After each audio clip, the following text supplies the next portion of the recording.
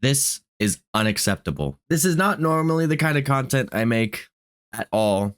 And as you can clearly see, I've just woke up to post this. So that'll tell you how egregious this is. So Nintendo Switch, the Nintendo company itself rather, had an announcement that was about an hour long yesterday describing everything about their console after already having a trailer before that and IGN also posting about it. However, they decided to curiously omit any prices during the entire thing. So unlike any other company, they just didn't tell you anything was going to cost. Why are you running? So you might be sitting there, well, why aren't they telling us? What's not to tell us about the price? And then you go to their website. Now, the Nintendo Switch 2 has some good stuff. Don't get me wrong. The stuff on it looks really cool. The hardware and everything looks fine. That's great. Whatever. However, how much is this console going to cost? Let's figure it out. $450. $450. Not $300, not $250, not even $400. But you say, you could buy the deluxe edition, which comes with Mario Kart. Comes with a new Mario Kart. Great. $500. We're not done yet, though. Oh, no, we're not done yet, buddy. Because you might be thinking, since Mario Kart makes the bundle $500, maybe Mario Kart's like $60, maybe $70. There has been a $70 influx recently. So how much does Mario Kart cost? $80. And this isn't $80 for a deluxe edition. This isn't $80 for a collector's edition. This isn't even $80 for a hooker will come to your house and suck you off while you play it edition. This is $80 for the base game. Let's not forget, they also showed that they had a little Nintendo Switch 2 tutorial game, a la the Playroom for the PlayStation, what was it, 4 or 5?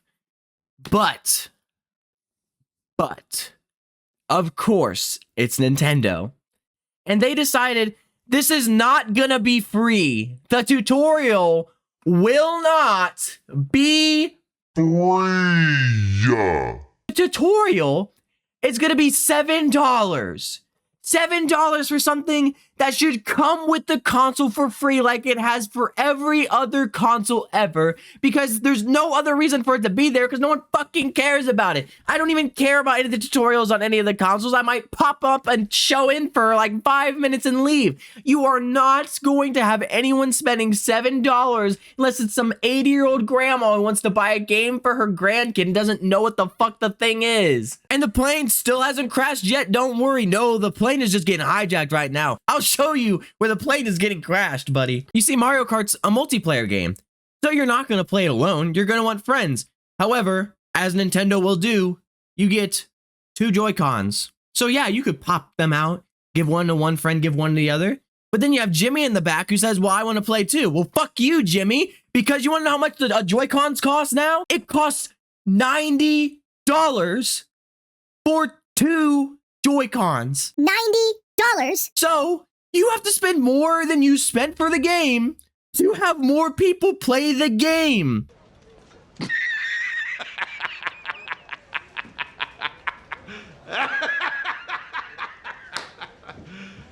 You serious? A controller is $80. And since they have all these new features, you already know they were going to price gouge you on it. The camera that they announced, $50. $50. Nintendo is absolutely insane for this. And the biggest problem isn't even gonna be Nintendo. The biggest problem is that the other companies like Ubisoft are gonna see this and know they can get away with it, since you already know everyone who sits here and cries and complains that they're not gonna buy these things or do all this or go with these practices are gonna buy it anyways. So then all these companies are gonna see that they can do it. And now this is what we're gonna be dealing with for the rest of the time until it goes up to $110 for the normal game. $150 games. I mean, heck, we're already at the point where they said that we're only renting the games. We don't actually own them. The company owns them and we're just using their product. Just the gall and the absolute balls. The balls of steel that would make Duke Nukem himself cry in shame. This is absolutely obnoxious. I've got balls of fail. And before any of you decide to pull the whole, well, it was actually $60 back in 2013 would be $80 now, and 70 in 2003 would be 110. No! That was back in the day where a Big Mac was $1.50 and I could get a drink for 50 cents. Yeah, I can understand a little bit that games are a little more expensive as a hobby. Now, when I go to the store and have to spend $300 on groceries, I'm not going to want to spend $450 and $90 on a game. Are you kidding me? All of this just works. No, Todd Howard. No, it doesn't just work. It actually doesn't work at all. I mean, the Nintendo Switch 1 released at $300, which was fine. That's like perfectly fine, especially when it did release, when money was, not actually clinging on to its brink of safety while I'm trying to grab it while I have none. 300 was fine.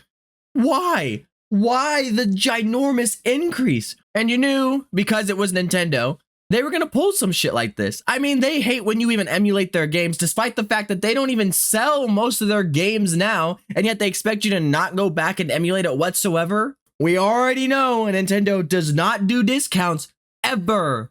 There is a better chance of an alligator jumping from my roof onto my fucking head than Nintendo giving a sale for their games, especially for more than like 10 to 15% off. So this shit's staying the same price, and you're paying full price for this bullshit. They're going to charge $80 for Mario Kart, $50 for the camera, $90 for the Joy-Cons, and it has $80 for the fucking controller. And then after that, they're going to see what happens if you buy it or not, because the Donkey Kong game is $70. So they're going to see, well, we'll have this at a lower price and see what happens. They're going to see all the purchases of Mario Kart, see that it's $80, see that people are purchasing it, and it's just going to go up and up and up, because game companies have been doing this for decades. When it started at 60, they started putting it to 70, seeing people bought it and going off of that. Go back to any indie game now and see that maybe they're like $15 or $20.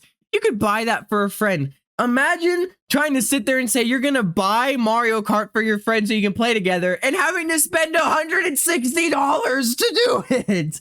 No fucking way. You will catch me on the street with a sign saying $20 for BJ's an hour, trying to just afford to buy my friend a copy of Mario Kart World, which is essentially the same as every other Mario Kart game, except you can play as a fucking skeleton fish and a cow on a bike instead. I guess my final message is, I hope those Joy-Cons don't get stick drift in 2 weeks like they did before. For $90, I better be able to give that to my great-grandchild and they're still in mint condition. Be careful with your money.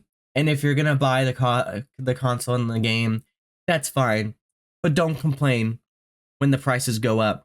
Because I'm not buying anything from Nintendo. I'm not doing it until I see actual change at all.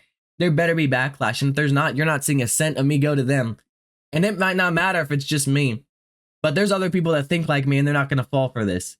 And we're allowed to complain, but you can buy the console and games all you want. That's fine. But if you're going to, I don't want to see you complain because you asked for this. And we've been asking for this ever since they started doing all this shit, not just Nintendo, gaming companies themselves. We might get a little annoyed and say this is wrong, but people just keep going back to it over and over again and letting it happen. And that's why this stuff happens. But I'm putting my foot down on this. You will not see me buying anything unless it is on sale or discounted. And I'm talking more than 15%. Bye-bye.